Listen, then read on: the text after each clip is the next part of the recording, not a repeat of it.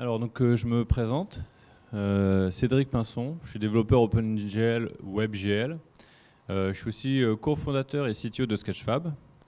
Et aujourd'hui je vais vous présenter un petit peu les outils qu'on a fait pour le rendu PBR. Donc pour l'acronyme c'est Physical Based Rendering.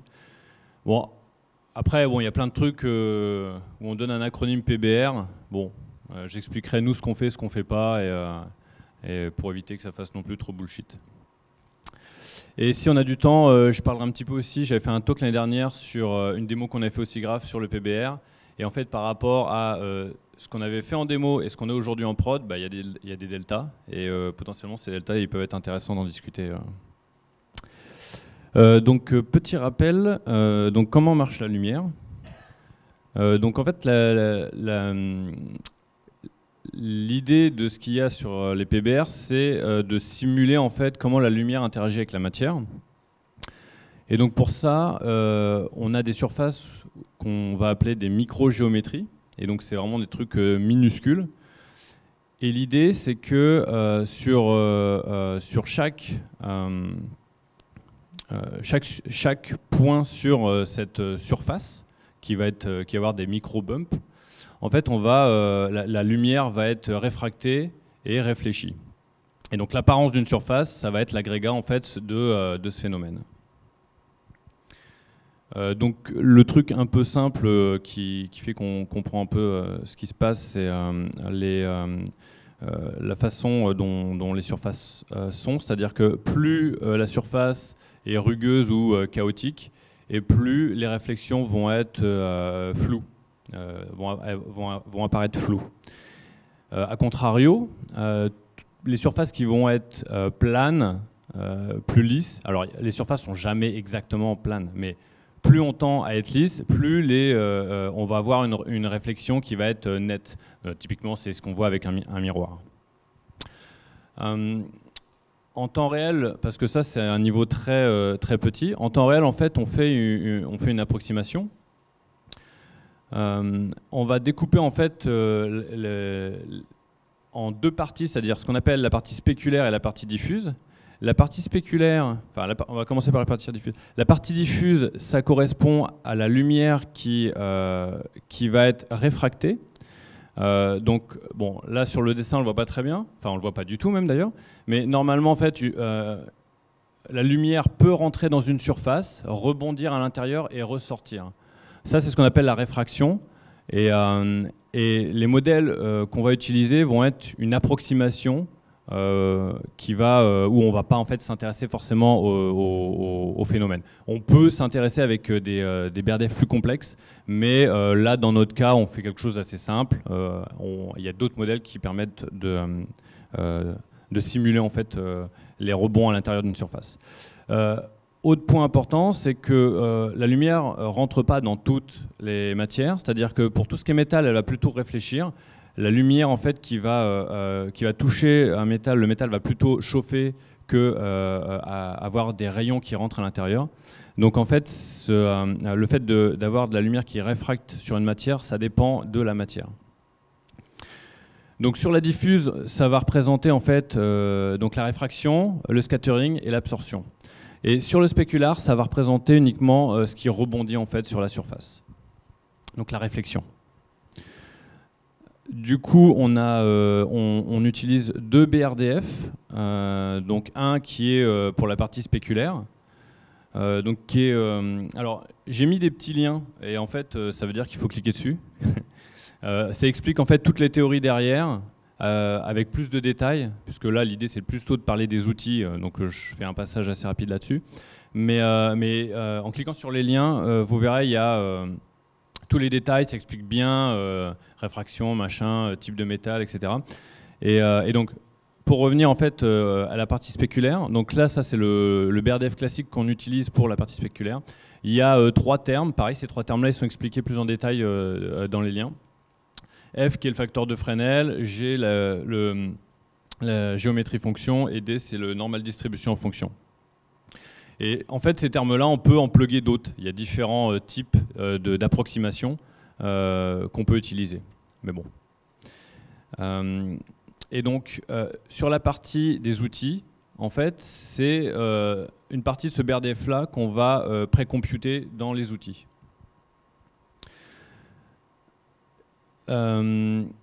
BRDF diffuse, alors ça c'est le plus simple qu'on puisse utiliser, c'est un Lambert. Donc ça correspond en fait on va le pré-calculer aussi, mais ça correspond à calculer ce qu'il y a dans tout un hémisphère et de le ramener à un point. Donc c'est le truc le plus simple. Mais il y en a des beaucoup plus compliqués. Il y a Disney Brent Burley qui en a sorti un, il y a Oren Nayar, et puis il y en a encore d'autres. Le Lambert est quand même utilisé, il est beaucoup utilisé, c'est pas le plus précis, mais il est simple et il marche plutôt bien. Par contre, il y a quand même un désir de plus en plus d'intégrer le facteur de roughness dans le BRDF de diffuse. Et aujourd'hui, c'est quelque chose qui est typiquement que le Lambert, c'est pas du tout pris en compte. Avec le BRDF qu'on a vu juste avant, c'est pris en compte, la roughness. Mais sur la diffuse, là, sur ce que je montre, ça l'est pas. Mais il faut savoir qu'il y a des BRDF qui prennent en compte ça. Et après, ça se pré-compute dans les outils un peu de la même façon. La façon dont on intègre le BRDF, donc normalement, quand on est dans un ray traceur, on va se dire à un endroit sur un point, on va prendre les lights la lumière qui vient de toutes les directions et on va l'intégrer à un point. Donc grosso modo, le fait d'utiliser des IBL, d'Image Based Lighting, c'est d'utiliser en fait la texture, enfin l'image, comme un cache de radiance. Ça revient un petit peu à ça. Et ce qui va se passer, c'est que, alors nous là on est dans un cas plutôt simple où on va en avoir une seule qui va être utilisée pour toute notre scène. Mais dans les jeux, ce qu'ils font, c'est qu'ils vont poser des probes dans différentes pièces qui vont capturer en fait l'environnement. Et à base de ça, en fait, quand ils vont devoir illuminer un objet qui est proche de ces environnements-là, ils vont plutôt utiliser ces IBL-là, ce qui fait qu'ils vont pouvoir représenter des réflexions qui fit mieux avec l'environnement. Et ça permet d'avoir des réflexions localisées.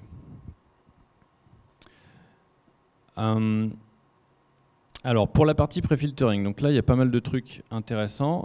Donc en fait, grosso modo, ce qui est important, c'est de faire entrer l'équation du BRDF dans des datas utilisables pour du temps réel.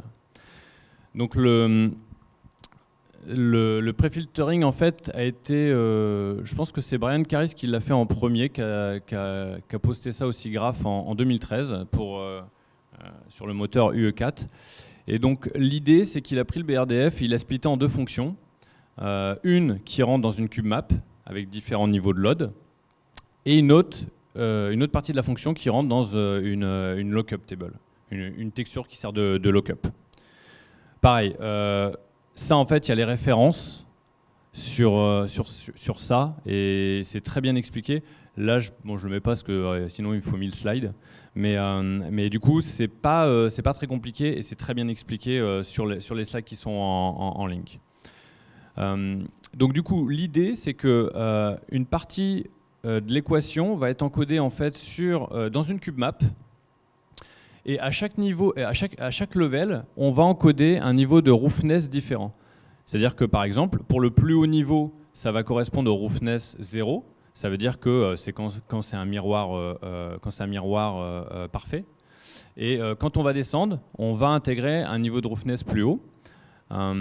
Pourquoi ? Parce qu'on a on a besoin de moins de précision quand la roughness est plus élevée, puisqu'en fait la réflexion est plus floue, plus blurry. Donc on a besoin de moins de résolution. Donc l'idée, c'est d'encoder ça dans différents niveaux de cube map.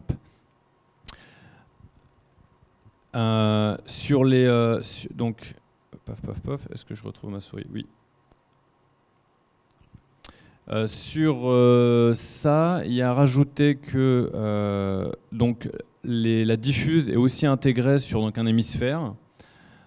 Ça s'encode potentiellement dans une cube map où il n'y a pas besoin de niveau de load. En tout cas, pour un BRDF type Lambert en diffuse, il n'y a pas besoin de niveau de load puisqu'on ne prend pas en compte la roughness, donc une petite cube map suffit. Ou on peut utiliser ce qu'on appelle des sphérical harmoniques. C'est un outil un peu bizarre à manipuler. Mais grosso modo, c'est comme si on représentait une cube map sous une autre forme. Et donc, c'est moins précis, Mais pour ce qui est de la diffuse, c'est intéressant parce que au lieu d'avoir une texture, on peut avoir cette information-là sous 27 floats, enfin 27 nombres, chiffres, floats. Et donc du coup, c'est typiquement pour nous, c'est intéressant parce que quand on download ça du web, bah, une texture versus juste 27 floats, bah, c'est pas mal. Autre chose, ce qui est intéressant avec le pré-filtering, enfin en tout cas ce qui est important de tester, c'est tout ce qui est, enfin en tout cas référence, essayer d'avoir des références par rapport au rendu que vous faites quand vous faites vos outils. Typiquement en fait, vu que les formules sont assez complexes, en fait on a vite fait d'avoir un truc qui part en cacahuète parce que on a juste un mauvais signe à un endroit et à débugger c'est vraiment chiant. Du coup, il y a Mitsuba qui est un renderer PBR offline, mais qui permet en fait d'être scripté. Et c'est un outil libre, donc du coup, on peut même programmer ses propres BRDF si on veut. Bon, là, c'est pas le sujet. Mais du coup, en fait, on peut l'utiliser pour faire un rendu de référence et voir si ce qu'on fait, ça fit, ou en tout cas, ça se rapproche de ce dont on est censé avoir. L'autre point, c'est que ce dont on a parlé là sur la partie sur les cube maps filtrés spéculaires, dès le moment qu'on veut avoir un BRDF diffuse qui va avoir les mêmes propriétés, c'est-à-dire qui va prendre en compte la roughness, grosso modo, on va avoir le même principe. C'est-à-dire qu'on va fabriquer une cube map, mais pour la partie diffuse, avec un niveau de load où il y a la roughness dedans sur chaque load. Petit problème, c'est que pour le web, c'est pas super pratique parce que y a tous les navigateurs en fait implémentent pas une extension qui est indispensable pour ça, qui s'appelle Ext Shader Texture Load. L'année dernière, quand j'avais fait un talk à ce sujet, on était à peu près à 7,6%. Là aujourd'hui, on est à 73%. Bon, c'est mieux. On n'est pas encore à 100%, mais c'est mieux.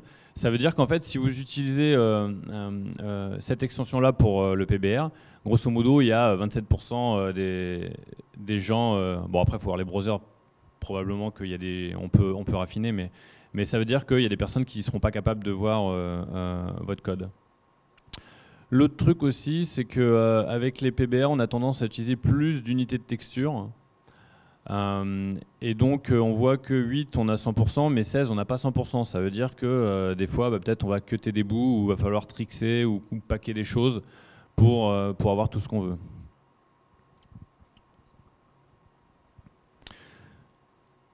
L'autre point qui est important, c'est le fait d'avoir des sims sur les cube maps.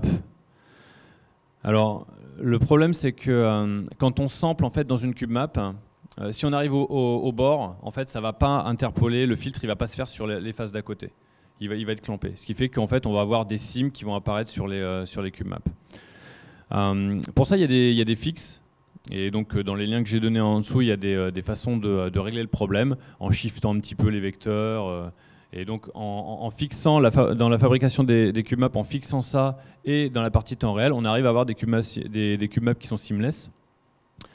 Et du coup, ça, on peut résoudre ce problème-là. Mais bon, encore une fois, c'est un peu les détails ou les non-extensions qu'on a en WebGL, où du coup, faut faire un peu des fois des petits tours de passe-passe. Pour la partie où justement on n'a pas accès au texture load, nous on utilise un fallback, c'est-à-dire qu'au lieu d'encoder ça dans une cube map, on l'encode dans un panorama. Alors ça c'est pas bon là ce qu'on fait c'est un fallback, donc bon c'est pas la meilleure représentation, mais donc du coup il y a l'environnement qui est en full résolution et puis après on va encoder comme si on avait des mipmaps mais sur la même texture. Et ce qu'on va faire en temps réel, c'est que pour récupérer le bon niveau de roughness, enfin le bon niveau de load, eh ben on va shifter les UV pour récupérer la bonne partie qu'on veut. Alors le problème c'est que bon ça marche mais c'est plus lent. Pareil pour le filtering, il faut le faire manuellement. Enfin voilà, donc c'est pas méga pratique.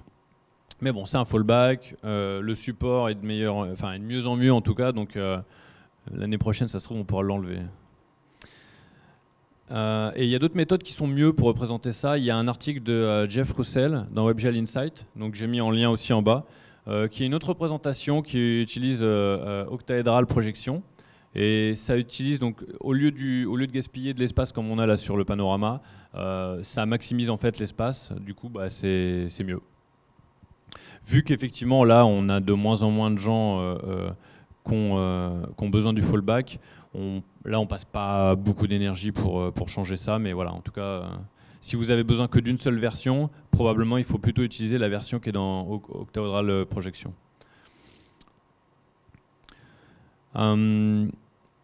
Du coup, dans les outils, donc les outils qui génèrent ces datas-là, en fait, bon, c'est relativement lent. Alors, tout est relatif. Par rapport à du temps réel, c'est lent. Par rapport à des outils de ray traceur, c'est plus rapide. Mais ça, voilà, vu qu'on va, pour faire les opérations, on va sampler dans un environnement avec beaucoup de samples, ça prend un petit peu de temps quand même à générer ces datas-là. Il y a le petit lien qui permet d'aller sur le GitHub pour si vous avez besoin de regarder comment c'est fait. Alors la façon dont c'est fait, c'est un fichier, c'est un Python, c'est du Python, et après ça exécute en fait soit des exécutables multithreadés, soit s'il y a de l'OpenCL, ça utilise l'OpenCL pour fabriquer l'environnement. Donc du coup, ce qu'on génère nous, des sphéricales harmoniques pour la partie diffuse, donc avec le Lambert. On génère un panorama et une cube map, donc en utilisant donc GGX. Bon, c'est le truc à peu près standard que maintenant tout le monde utilise. C'est dans UE4, c'est dans Frostbite, c'est GGX, c'est quand même pas mal. Enfin voilà, c'est bien, c'est un peu standard. On génère une preview. Alors bon, c'est un détail, mais c'est bien de pouvoir avoir des petits thumbnails d'environnement. Et on génère aussi un environnement pour le background qui va être blurré. Alors via la ligne de commande, on va choisir le niveau de flou qu'on veut avoir. Mais c'est sympa en fait quand on utilise un environnement de l'avoir en fond, mais pas forcément de l'avoir à la même résolution parce que ça fait beaucoup de détails.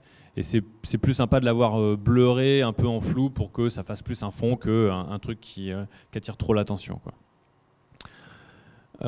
Autre chose qu'on fait là-dessus, c'est que voilà, ça c'est un peu bourrin pour l'instant, mais il faut le configurer. C'est qu'on sort en fait les environnements dans plusieurs color encoding, en float, en RGBE, en RGBM et en LUV. Alors ça c'était pour du test. Évidemment, on n'a pas forcément besoin de tout ça. Mais il faut que j'en rajoute un pour tester aussi. Mais du coup, ça c'est pratique parce que ça permet de voir en fait le niveau de qualité quand on pack les HDR sur un format qui est LDR. Quand on fait des PBR, en fait, les environnements, faut que ça soit HDR.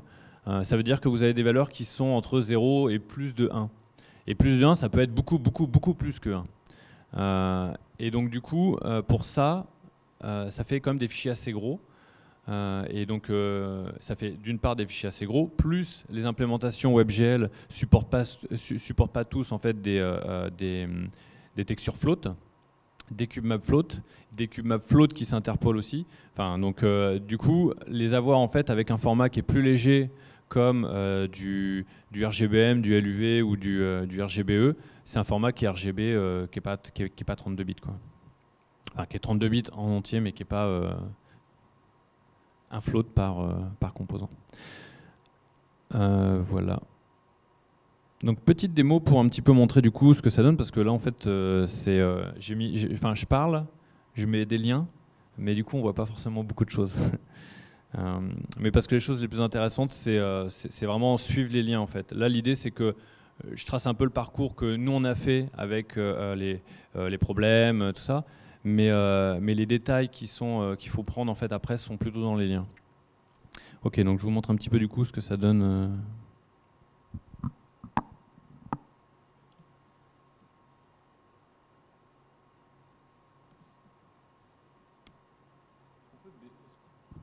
qu'on peut baisser la lumière du... Ouais, voilà. Alors, donc j'explique un petit peu. Donc ça, c'est pour, ça sert un peu, donc ça sert de debug. C'est un peu la base. C'est-à-dire que vous fabriquez vos environnements et puis vous les précomputez, etc. Et puis après, bah, vous les utilisez et qu'est-ce qui se passe? Est-ce que ça marche, est-ce que ça marche pas? Donc j'explique un peu. Donc la rangée du haut, c'est de l'or. Donc ça va du roof 0 au roof 1. La deuxième rangée, c'est du non-métal. C'est du non-métal? Oui. La deuxième rangée, en fait, c'est... Non, mais non, c'est une bêtise. C'est un non-métal. Oui. Non. J'ai dû inverser 2 lignes. Bon, anyway. Donc, en fait, ça, c'est donc, oui, donc, ce n'est pas un métal, mais c'est ce qui fait varier, en fait, le facteur de metalness entre 0 et 1. Donc là, typiquement, on va avoir un niveau de roughness à ce niveau-là. On va dire, oui, par exemple, j'ai une matière qui est pas rough. Voilà. Et donc, du coup, je fais varier le facteur de metalness de 0 à 1. Je vois ce qui se passe. En fait, là, chaque ligne, ça permet de débugger un peu un truc. Et donc, tout part après de la base color aussi. OK. Les deux en dessous, c'est métal et pas métal. Et ça fait varier la roughness de 0 à 1 aussi. Alors ça, en fait, bon là, on dirait pas, mais ça, c'est la même couleur que ça. Sauf qu'il y en a un, c'est du métal, l'autre, ça l'est pas. Et typiquement, si je bouge, par exemple, ça, le petit slider qui est la base color, ça fait bouger tout, quoi. Parce qu'en fait, c'est la base couleur, en fait, c'est la même. Bon, je n'ai pas choisi des couleurs tip-top, parce que je suis sur le rouge, et puis là, je suis loin pour sélectionner. Mais bon, voilà. Du coup, c'est... Et donc, quand on configure en fait les matériaux, ce que ça veut dire, c'est que quand on arrive sur, donc on dessine un triangle, on dessine un pixel. Au pixel, on récupère sa propriété de roughness, sa propriété de c'est un métal, c'est pas un métal, et ça, en fait, on alimente le BRDF avec ça. D'autres trucs à dire là-dessus, c'est que typiquement, on peut voir. Alors, je vais essayer. Là, c'est pas facile parce que c'est loin. Voilà, typiquement, ouais, là on voit bien là. Donc typiquement ça permet aussi de regarder les problèmes d'encoding. Donc là typiquement on est en float. Voilà, là déjà il y a un delta, je sais pas en quoi je suis d'ailleurs. C'est RGBE ça. Hein. Donc là on est en RGBE, donc on voit que le fait d'encoder ça dans un autre, en packant ça sur du 8 bits, il y a des petits traits qui commencent à apparaître. Et donc du coup c'est le genre d'artefact qui peut arriver, de petits bugs. Et en fonction de l'encoding, en fait, c'est pas exactement les mêmes. RGBM, c'est un petit peu différent. Enfin, ça se voit un peu moins, mais on voit aussi un petit peu. Il y a des halos. Évidemment, quand c'est en float, c'est là où il y a le plus de précision. Et le dernier LUV, c'est celui qu'on utilise. On perd un petit peu d'intensité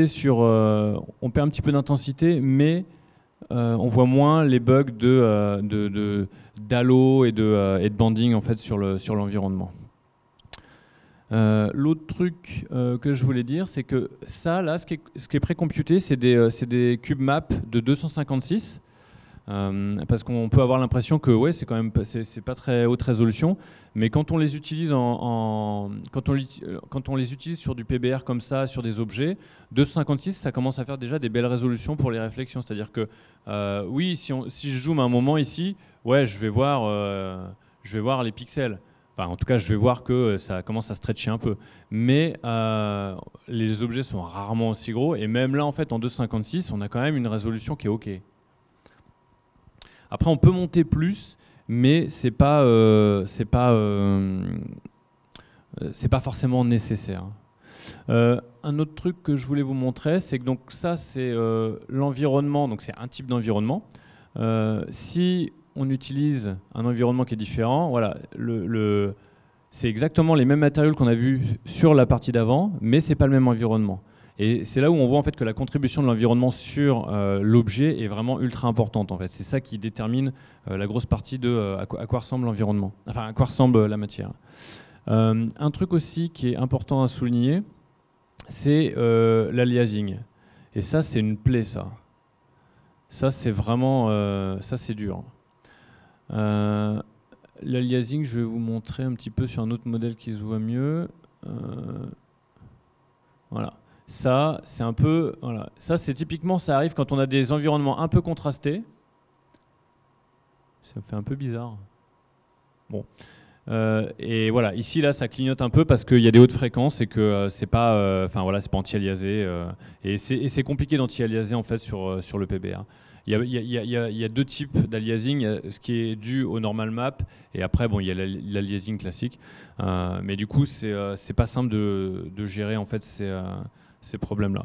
Je vous montre des modèles un petit peu plus sympas. Alors ça, c'est pas celui-là. Il y a celui-là.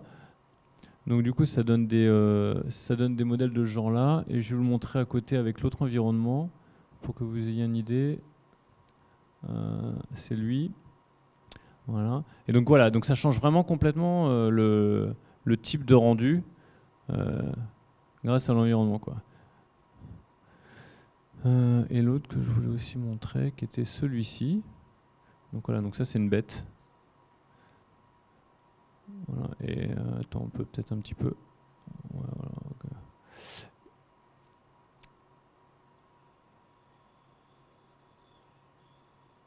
Voilà, et donc du coup, ça rend pas du tout pareil en fonction du type d'environnement qu'on utilise pour éclairer, quoi. Et ouais, bon. Donc voilà pour les choses à montrer sur les environnements. Donc ça utilise les cubemaps. C'est ce qui est généré par l'outil. Donc vous pouvez aller voir. Et puis après, bon, alors ça c'est pas encore en ligne. J'ai pas eu le temps, mais ça va être en ligne. Donc après, si vous voulez regarder les shaders, les machins, comment c'est pas très compliqué. Mais vous pourrez aller voir. Il y aura tout en ligne. Bon. Ok.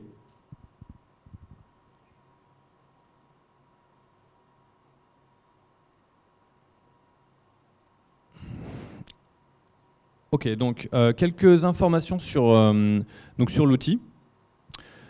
Donc la façon de fabriquer les environnements, c'est qu'en fait, pour chaque face de la cubemap, pour chaque pixel, on va aller sampler plein de texture fetch dans un environnement pour être capable d'en faire une espèce de moyenne. Et donc en fait, plus on va utiliser des samples, plus on va être précis. C'est un peu comme en ray tracing, plus on va utiliser de samples et plus ça va converger et ça va donner une image plus fine.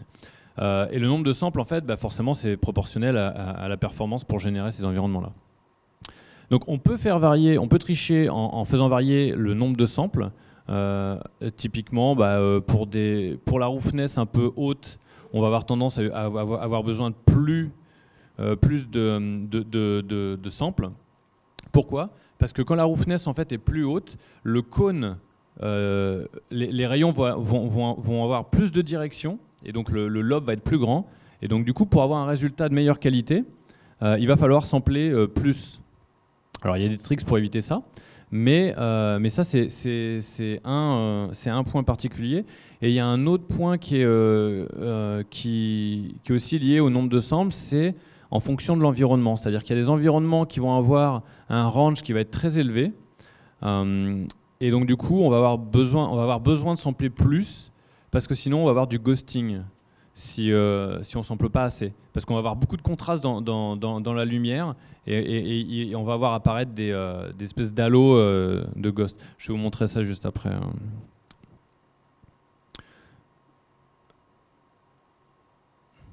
Donc là, typiquement, c'est un environnement qui a un range de 1500. Alors c'est notamment cette light-là qui est énorme.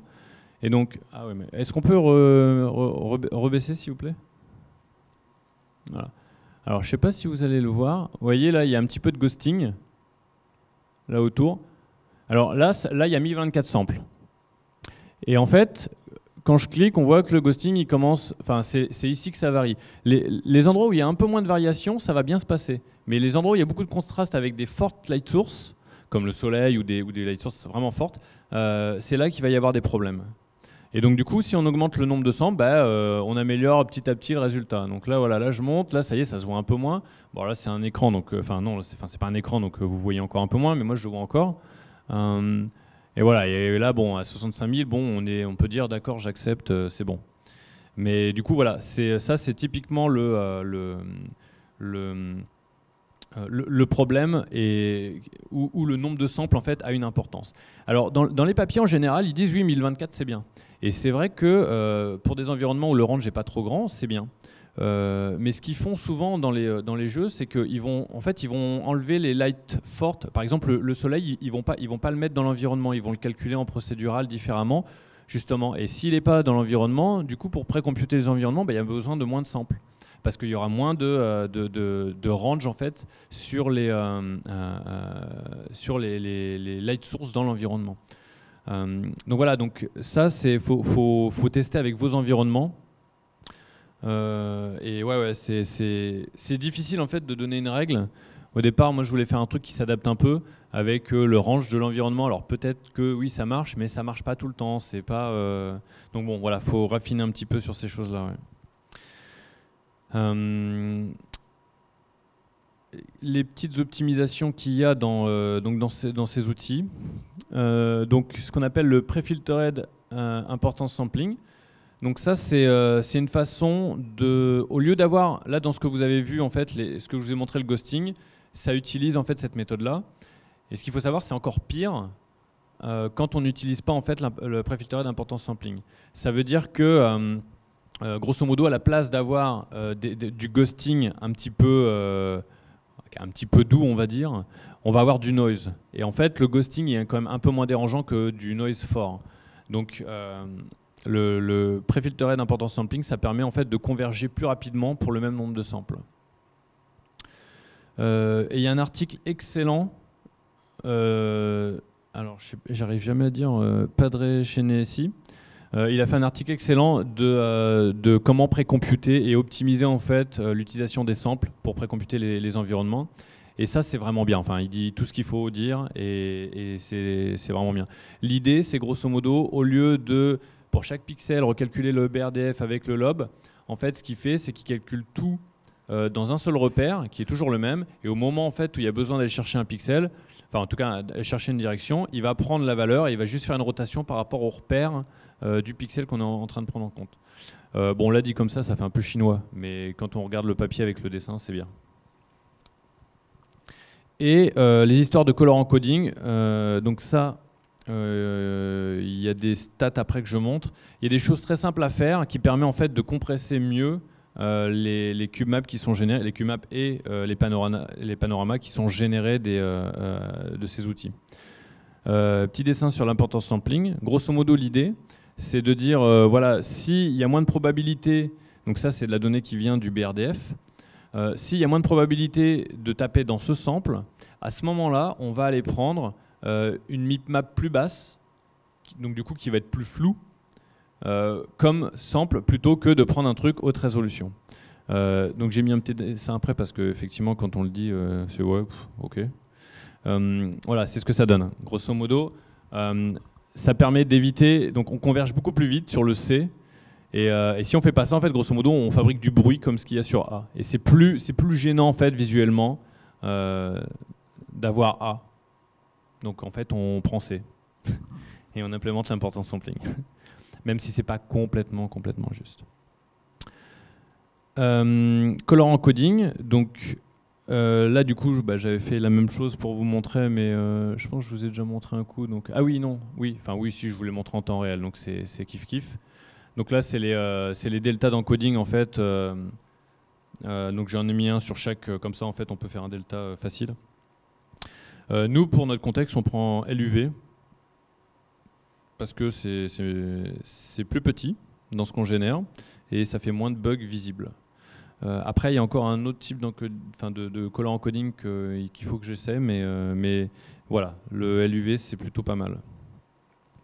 Bon, j'avais un slide en fait là-dessus qui là c'est la même chose mais avec l'autre environnement pour voir les deltas, parce que les problèmes en fait, les deltas de couleurs que vous allez avoir ou les deltas en fait visuels que vous allez avoir, ça va pas forcément être les mêmes en fonction de l'environnement aussi, parce que le range n'est pas le même, donc le résultat est pas le même, donc quand on encode à la fin, les deltas sont pas non plus les mêmes.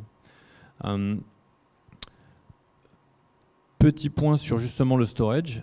Alors ça, c'est des choses qui sont vraiment simples, mais qui marchent vraiment bien. Donc là, c'est toujours l'exemple de l'environnement qu'on a vu avant, celui qui est un peu orangé, celui qui est dans la nuit, machin, avec la grosse light. Donc grosso modo, donc, vu que nous on génère les panoramas, les cube maps, j'ai mis des stats en fait sur chaque méthode, et donc c'est pour ça, déjà on voit qu'une cube map en float, c'est 5,5 mégas. Et bon, c'est quand même, c'est gros.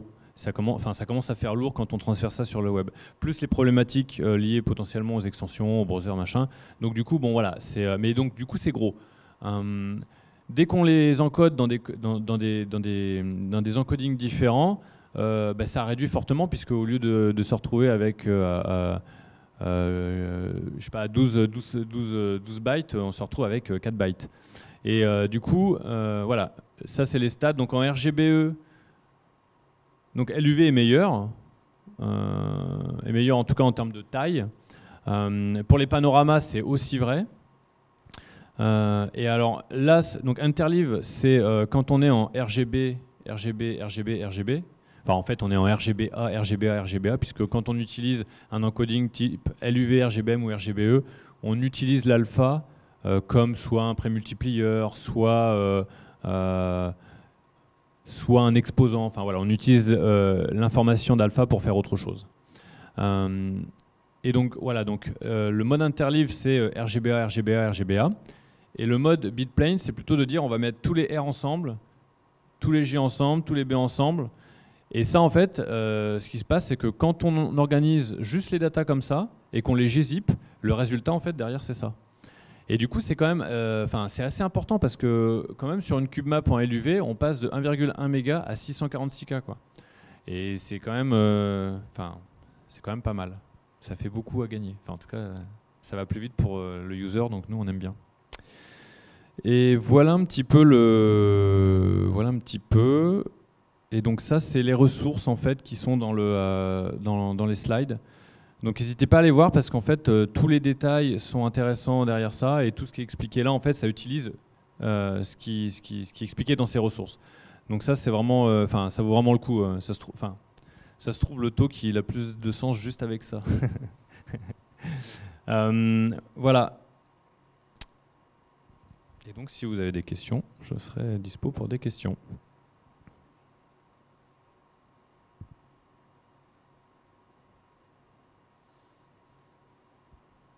Pas de questions.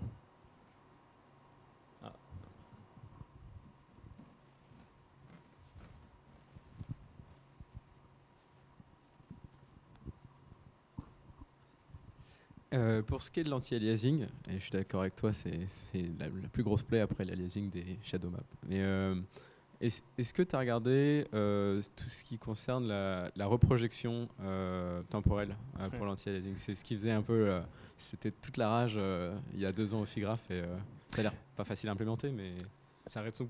Oui, tout à fait. On est en train de regarder. On est en train d'améliorer en fait un peu. Enfin là, on passe un peu de temps justement pour améliorer tout ce qui est aliasing. Donc là, on a implémenté déjà, quand on arrête de bouger, en fait, on super sample. Donc déjà, bon, ça c'est facile et on le fait. Et oui, la reprojection temporelle des samples. On est en train de regarder à ça. Le seul problème qu'on a aujourd'hui, c'est que on store pas de dev buffer, et donc du coup, il nous manque un peu d'informations pour reprojeter correctement. Donc le premier point là, c'est déjà de refactorer une partie du post-process pour avoir un dev buffer, enfin bon, plus de 3 autres trucs, mais et après, en fait, effectivement, l'idée, c'est de bosser là-dessus, quoi. Après, la reprojection, c'est pas non plus, c'est mieux, mais c'est pas non plus magique, quoi. Il y a plein de problèmes, en fait, il y a des nouveaux problèmes. Mais oui. Et on fait un peu d'anti-alias aussi sur les normal maps.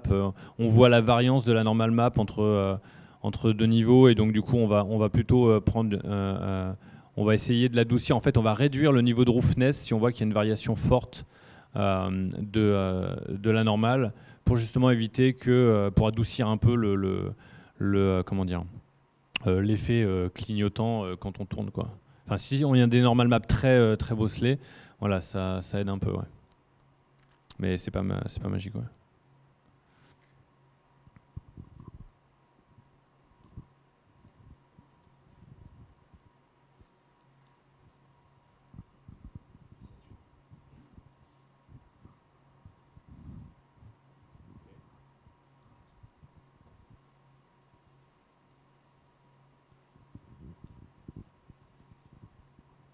Merci Cédric, toujours aussi intéressant.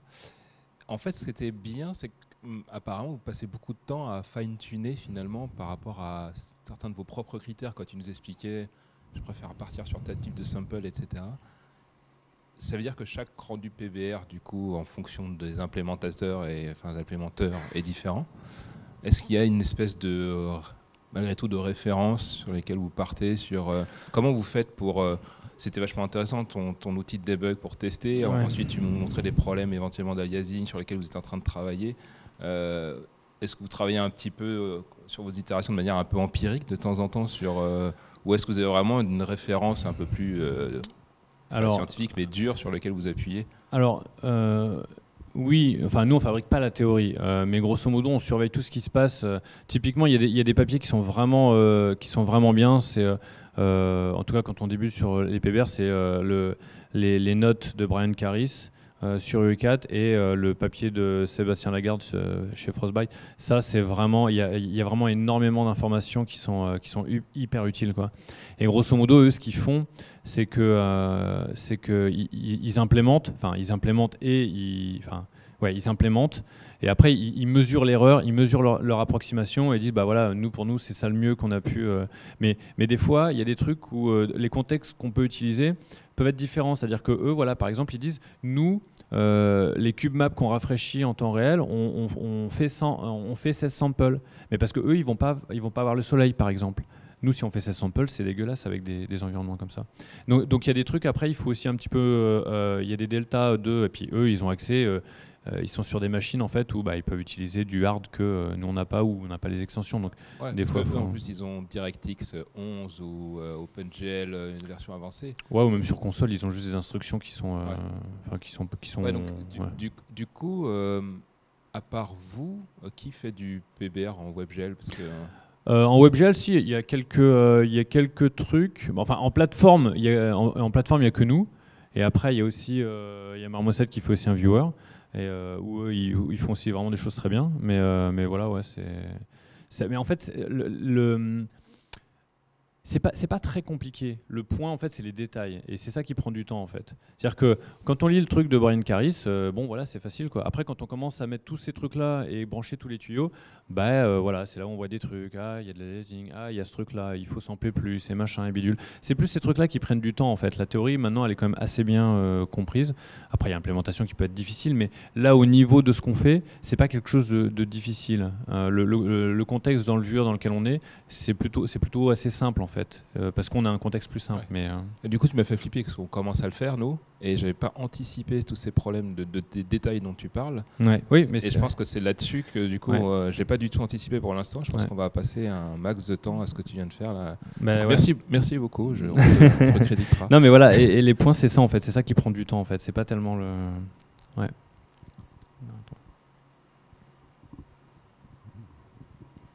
Moi, j'avais une.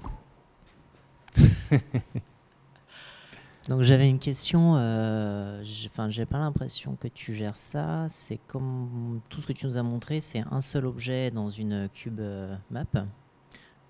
Comment est-ce que tu gères, ou est-ce que tu as des plans pour gérer deux objets avec les réflexions l'un sur l'autre, ou un objet avec une forme complexe? Alors oui, donc là en fait il y a un seul environnement, et donc du coup l'éclairage, il y a une seule cube map qui est utilisée pour éclairer un environnement. Normalement, ce que font typiquement maintenant dans les jeux et les éditeurs, etc., c'est pour ça que je parlais de probe, c'est qu'ils mettent des probes à des endroits, ça capture en fait, c'est comme si on faisait un render to texture d'une cube map, et ça après en fait il a process temps réel potentiellement décalé sur plusieurs frames pour amortir le coup, et ils vont utiliser ces cube maps là locales pour avoir un rendu justement la réflexion de l'objet avec l'objet, ce genre de choses. Mais là, en l'occurrence, là, on utilise une seule cube map. On utilise un seul environnement pour afficher un objet.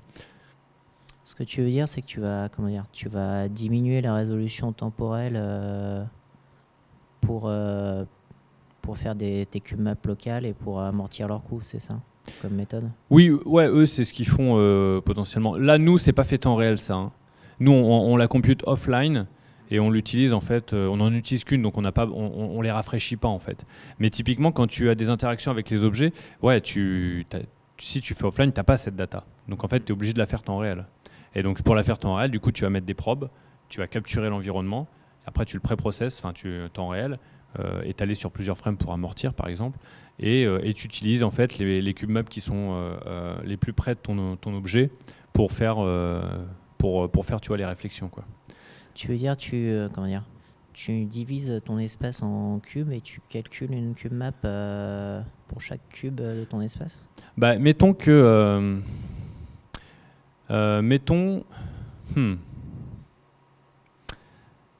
oui, en fait, c'est un petit peu comme si tu quadrillais ta scène avec des espèces de probes, c'est-à-dire ça va être des détecteurs, ils vont capturer la lumière. Et donc c'est comme s'ils regardaient dans toutes les directions d'une QMAP et ils faisaient cette acquisition-là temps réel. Ça ferait ça. En fait, idéalement, si tu pouvais, tu ferais une QMAP par pixel. Et avec ça, en fait, tu aurais l'environnement entier, tu pré-filtres ça, tu utilises ça, et du coup, là, tu as le truc idéal. Mais bon, c'est pas possible. Oui, ça, tu n'arriveras pas à le faire en temps réel, ça. Comment ? Tu n'arriveras pas à faire ça en temps réel. Non, tu ne veux pas y arriver, non. Merci. Mais je ne sais pas si c'était complètement clair, du coup, si tu veux, on peut en discuter encore après. Juste pour illustrer les probes, sur codeflow.org, il y a une démo WebGL avec du PBR de Florian Borch. Et justement, en fait, on peut voir les différentes... Il y a un mode debug, on peut voir les différents cube maps des différentes probes. On voit une espèce de patio, c'est sur codeflow.org.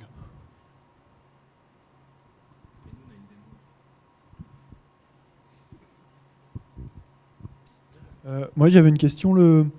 Il existe des petits appareils dans le cadre du modèle d'éclairage de Phong qu'on met sur un matériau et qui sort les différents coefficients d'éclairage ambiant, diffus, etc. Ça porte un nom un peu barbare, je crois, genre gonio, réfractomètre. Ou... pour regarder les propriétés des matières ? Oui, tout à fait. Je voulais savoir s'il existait quelque chose comme ça ou qui était en cours de développement pour le modèle PBR. Bah, en fait, là maintenant dans le jeu vidéo, ils commencent à faire ça. Hein. Ils vont se balader en fait sur place. Ils ont des trucs de radio, machin, et puis ils scannent, ils mesurent, et derrière ils travaillent la data pour. Ouais, ça commence à faire. Mais d'ailleurs, il y a des reportages. Il y a des vidéos YouTube de ça.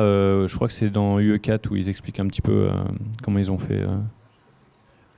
Ouais, reportage, ouais. Mais il y a des appareils qui sont à vendre standardisés déjà et qui sortent le coefficient diélectrique, la metalness, roughness, tout ça du matériau. Ouais, non, ça c'est peut-être un peu... Enfin, après, voilà, là, quand on parle des PBR, il y a quand même plein de détails. Là, c'est la théorie, mais le matériel, lui, il sait pas comment... Enfin, il va pas forcément te dire la normal map, machin, ça doit être ça. Enfin, il y a quand même du travail après à faire pour retoucher la data, mais ils utilisent effectivement des outils pour s'aider en fait à récupérer les propriétés des objets, quoi. Mais voilà, là dans ce que j'ai montré en PBR, c'est un peu la base. C'est beaucoup plus compliqué que ça les PBR. Les PBR normalement en fait, quand on veut aller plus loin, c'est là je parle pas de global illumination normalement en fait, où elle est partie, là elle y est pas. Donc ça il faut qu'elle apparaisse quelque part. La caméra pareil, la caméra là ça c'est pas du tout PBR. Enfin voilà. Donc en fait là ce qu'on montre comme ça c'est relativement simple et quand on veut aller beaucoup plus loin dans le détail ça se complexifie de plus en plus parce qu'il faut trouver où sont les fuites de lumière. Enfin voilà où est-ce que ça bave, des choses comme ça. Et voilà c'est faux. Il y a beaucoup de choses quoi. Là on est dans un cas simple quoi.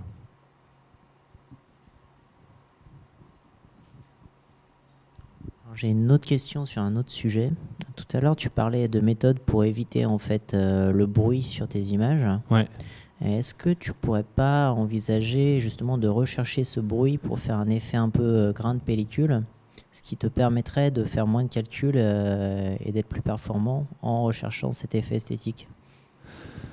Est-ce que je pourrais faire ça? Je sais pas. Je sais pas. Là, ça, c'est un petit peu Là, dans ce que j'ai montré, c'est les trucs un petit peu qui sont utilisés, qui sont beaucoup utilisés. J'essaie plutôt de trouver les trucs qui sont déjà utilisés, qui marchent. Parce qu'après, ça prend vraiment un temps fou, quoi. Dès qu'on commence à rentrer pour aller chercher la lumière, c'est vraiment, ça prend vraiment énormément de temps. Donc du coup, là, ce que je montre, en fait, c'est c'est ce qui est utilisé, c'est ce qui est documenté. Et un peu, c'est un petit peu les trucs qui reviennent tout le temps, en fait. Peut-être qu'il y a des recherches à faire là-dessus pour améliorer, autre chose comme ça, mais là, tu vois, je pourrais pas, j'en sais rien. Enfin, c'était juste un peu une idée en l'air, parce que je me dis que tu pourrais faire d'une pierre deux coups. Si tu recherches cet effet esthétique, tu gagneras en performance en même temps, parce que tu as moins de... Ouais, non, mais c'est oui, à réfléchir.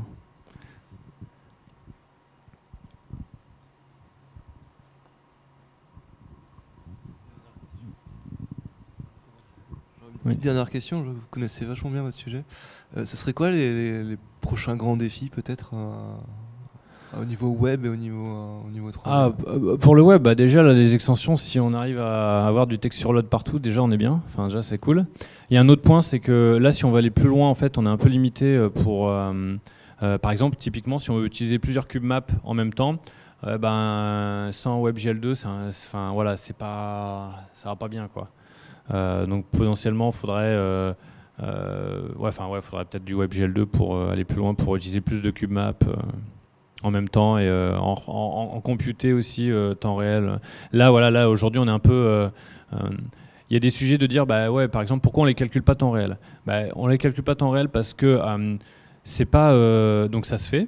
Le problème, c'est qu'en fait, quand les devices sont pas les mêmes, si par exemple ton shader il prend juste un peu trop de temps, l'OS il te dit, ou le driver il te dit t'arrêtes. Donc du coup tu vois, ça c'est des problématiques c'est des problématiques à prendre en compte en plus. Donc du coup là on est sur des cas simples, mais c'est vrai que idéalement tu as envie de retrouver un petit peu les technos qui sont utilisés dans les jeux. Si tu as plusieurs cube maps, tu peux mettre des probes, des choses comme ça, et là tu affines le rendu, quoi. Pareil, tout ce qui est spécular occlusion, là il faut des maps pour le faire. Dans les jeux, tu as pas mal de screen space pour en fait enlever une partie de là-dessus où ils font des tests comme ça. On est un peu derrière en WebGL, on est quand même un peu derrière comment dire. On est un peu derrière ce qui se passe au top quand même. C'est-à-dire que tout ce qui est aux jeux vidéo qui sortent en AAA aujourd'hui, nous on est quand même un peu loin derrière. Donc on utilise des trucs pour faire des trucs bien, mais il y a encore pas mal on est encore un peu loin, quoi. Et il manque quelques outils. Puis bon, voilà, c'est pas. Plus on va loin, plus c'est compliqué quand même à implémenter, à débugger et compagnie, quoi. Et niveau animation, peut-être en 3D? Pardon? Niveau animation, j'ai vu des exemples en fait sous 3JS. Ouais. Avec une techno qui s'appelle du moins qui arrivait vraiment à faire des belles animations texturées en fait. Ouais, les animations, c'est pas trop, c'est moins gênant en fait. Les animations, aujourd'hui, on peut rentrer des animations de jeu. Enfin, ça va, c'est pas. Avoir de l'animation avec des bones, c'est bon, c'est accessible. Alors évidemment, il y a toujours des limites, mais nous, on en a là maintenant. Enfin, sur Sketchfab, on a de l'animation, ça marche plutôt pas trop mal. C'est bon, il y a des trucs à régler, mais c'est pas un gros problème. Après, ça dépend de quel type d'animation dont on parle. L'animation qui est maîtrisée par l'artiste. Pas des trucs physiques où ça va dans tous les sens et machin, etc. Je parle pas de ça, je parle juste de des trucs qui sont déjà béqués, tout ça, voilà, c'est facile, ça marche, quoi. Faut traiter le volume de données, mais sinon c'est pas gênant. Ouais. Merci.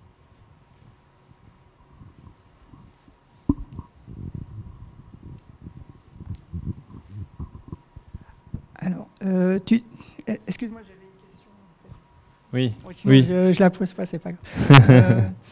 Au niveau de la radiance, il me semble que tu utilisais là les harmoniques sphériques pour le pré-compute. Donc, est-ce que tu as testé d'autres méthodes que les harmoniques sphériques, ou est-ce que tu es satisfait de cette méthode? Alors, j'ai pas poussé beaucoup plus loin. J'ai pris ça parce que c'est le plus simple et que ça marche et que c'est rapide. Donc, C'est pour ça que je disais un peu là maintenant il y a un petit peu on a envie d'avoir des BRDF de diffuse qui prennent en compte la roughness parce que déjà Spherical Harmonic on perd des bouts par rapport à une cube map quand même pour de la diffuse, enfin on peut en tout cas et si on veut plus de précision en fait avec des BRDF plus complexes, il faut en fait encoder comme ce qu'on fait sur la spécular, c'est-à-dire avoir une cube map avec différents lots de roughness sur la diffuse quoi. Donc là je dirais que pour l'instant oui je suis satisfait. Bon après je n'ai jamais satisfait très longtemps, mais disons que j'ai d'autres problèmes à régler avant de retourner sur celui-là. C'est plus ça. Ouais.